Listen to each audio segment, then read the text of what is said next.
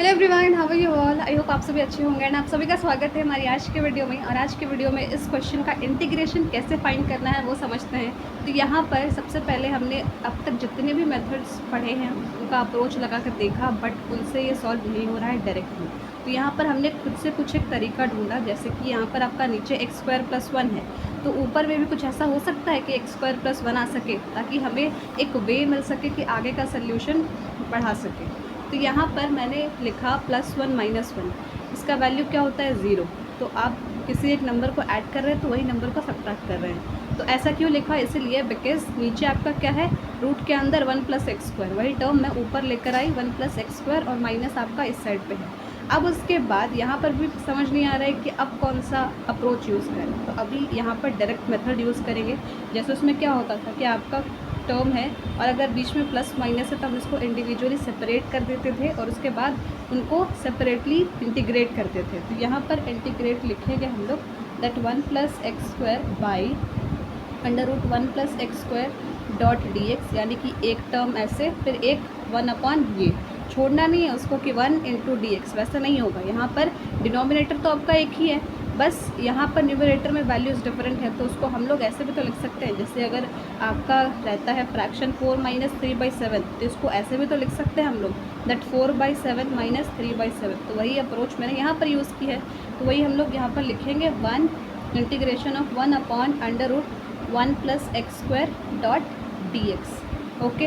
अब उसके बाद एक और चीज़ आपको समझनी है कि अगर हमें नॉर्मल क्वेश्चन में मल्टीप्लाई करना होता था कि 2/√2, तो इसकी वैल्यू क्या होती थी, वो होती थी कैंसल आउट होकर यहाँ पर सिर्फ हमें √2 बचता था। ये कैसे, ये ऐसे कि √2 × √2 क्या होता है, दैट इज़ 2 ओनली। तो अगर आप डिवाइड में ऐसे करते हो तो √2 भी आप लिख सकते हो।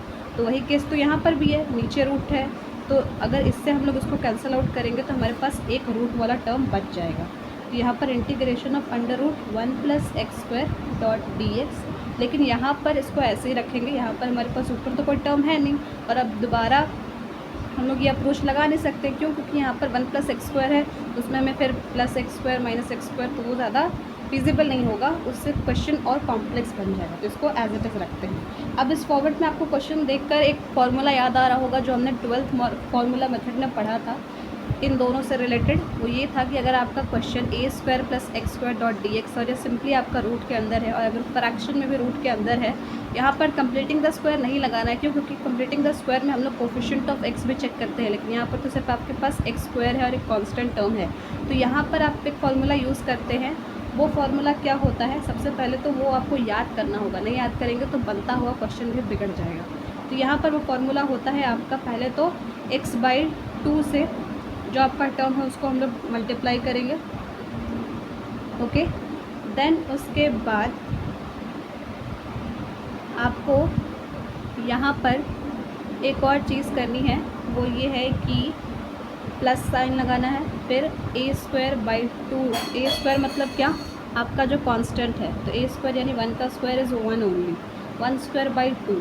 फिर उसके साथ साथ हमने एक लॉग से भी रिलेटेड इसका फॉर्मूला पढ़ा था, दैट अगर ये आपका √a² + x² होगा या x² + a², हम उसको वैसे कंसिडर करेंगे बिकॉज लॉग के अंदर a² - x² वाला फार्मूला था।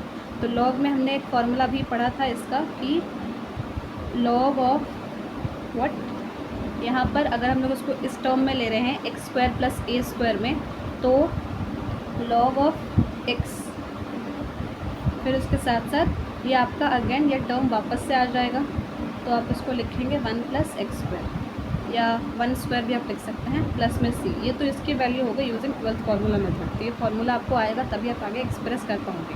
अब यहाँ पर आपका अगेन एक 12th फार्मूला मेथड लगेगा, यानी जो 12 फार्मूले थे उनमें से एक फार्मूला यूज़ होगा, इसलिए मैं उसको डायरेक्टली 12th फार्मूला मेथड कह रही हूँ कि 12 में से कोई भी एक यूज़ हो सकता है एज़ पर द कंडीशन। तो फार्मूला याद करना हो, ठीक है। अब 1/1 + x² है ना, यस। तो यहाँ पर आपका कौन सा फार्मूला यूज़ होगा वो आपको सोचना है। तो यहाँ पर हमारा वो वाला फार्मूला यूज़ होगा, यही log x + √1 + x², ये वाला। कैसे पता चलता है, लॉग में जो हमारा अंडर रूट के अंदर फार्मूला है वहाँ पर आपका ट्रिग्नोमेट्रिक फंक्शन में चेंज तब आया है जब आपने लिखा है a² - x²। लेकिन यहाँ पर तो वैसा केस है नहीं, तो इसका मतलब लॉग से रिलेटेड ही फार्मूला यूज़ होगा। सिंपली यहाँ पर बीच में माइनस लिखेंगे, उसके बाद आपका इसका फार्मूला वहाँ पर पुट कर देंगे, that dx upon under root x square plus a square का फार्मूला क्या होता है, यही होता है ना कि आप यहाँ पर लॉग से लिखोगे, that log mod of x plus under root 1 plus x square plus में सी। तो ये हो गया आपका इसका आंसर। तो इसको बनाने के लिए थोड़ा सोचना पड़ा, थोड़े अप्रोच यूज़ करने पड़े, and then 12th formula method. तो this was all about this video. See you soon in the next one. Thank you.